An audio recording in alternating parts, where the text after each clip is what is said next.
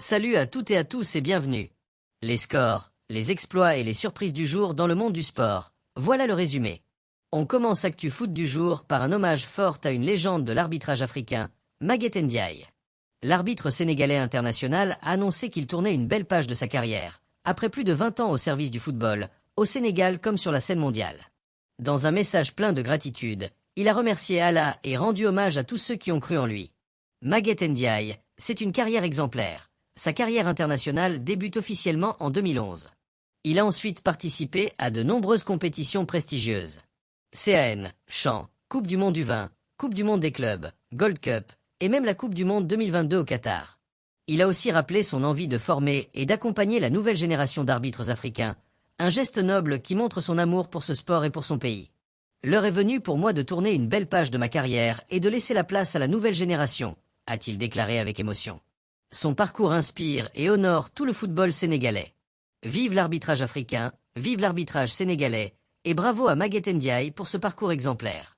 Espagne, où toute la presse ne parle que d'un seul événement, le Clasico de dimanche entre le Real Madrid et le FC Barcelone. Pour AS, l'affiche est claire, Mbappé défie le Barça. Le Barça, privé de Lewandowski et Rafinha, pourra compter sur Pedri et Ferran Torres pour mener l'attaque. Lamine Yamal a mis le feu avant le match avec une déclaration jugée provocante envers le Real, ce qui promet une ambiance électrique. Invaincus face aux Madrilènes depuis plusieurs confrontations, les Catalans veulent poursuivre leur série et frapper un grand coup au Bernabeu. Tension, revanche et spectacle, tout est réuni pour un clasico sous haute tension. En Angleterre, on parle beaucoup de Mohamed Salah. D'après le Daily Star, Salah est de mauvaise humeur. L'attaquant de Liverpool vit une période difficile. Il a été mis sur le banc lors du dernier match et montre des signes de frustration. Il a même supprimé toute mention du club sur ses réseaux sociaux, ce qui fait parler.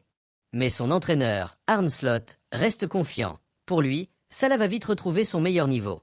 Dans le vestiaire, Virgil van Dijk a réuni les joueurs pour les motiver après plusieurs mauvais résultats. Un discours qui a visiblement fait du bien, puisque Liverpool a réagi en gagnant 5-1 en Ligue des Champions. De son côté, Arsenal continue d'impressionner.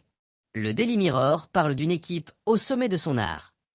Les hommes d'Arteta jouent un football solide et collectif, avec seulement 3 buts encaissés depuis le début de la saison. Les Gunners visent clairement le titre de Premier League cette année. En Italie, le Milan AC a encore laissé filer des points à San Siro. Les Milanais avaient pourtant bien démarré la rencontre en ouvrant le score, mais leur manque de réalisme et de concentration défensive leur a coûté cher. Ils ont concédé l'égalisation avant d'arracher un point en fin de match, un résultat qui déçoit leurs supporters. Ce nouveau contretemps met la pression sur l'équipe, car Naples, la Roma et surtout l'Inter pourraient en profiter pour les dépasser au classement. On termine avec la France, où la pression monte pour l'EM et le PSG. Marseille se déplace à Lens, tandis que Paris affronte Brest dans un week-end crucial pour le haut du classement. 3 jours après leur défaite en Ligue des Champions, les Marseillais doivent absolument réagir pour rester dans la course au podium. Ils devront montrer un tout autre visage face à une équipe lensoise solide et en pleine confiance. De son côté, Luis Enrique reste serein. Le coach du PSG affirme ne pas se préoccuper du classement, mais uniquement de la victoire. Il compte sur Ousmane Dembélé et sur le Ballon d'Or pour faire la différence et relancer Paris en Ligue 1. Le technicien espagnol pourrait d'ailleurs réserver quelques surprises tactiques, histoire de rester imprévisible et de remettre le PSG sur la bonne voie. Une chose est sûre, entre la quête de rachat de l'EM et la volonté du PSG de reprendre sa place de leader, la journée s'annonce intense en émotion pour les supporters français. Et voilà, c'est fini pour aujourd'hui. On se retrouve demain à 17h pour un nouveau résumé des moments forts du sport.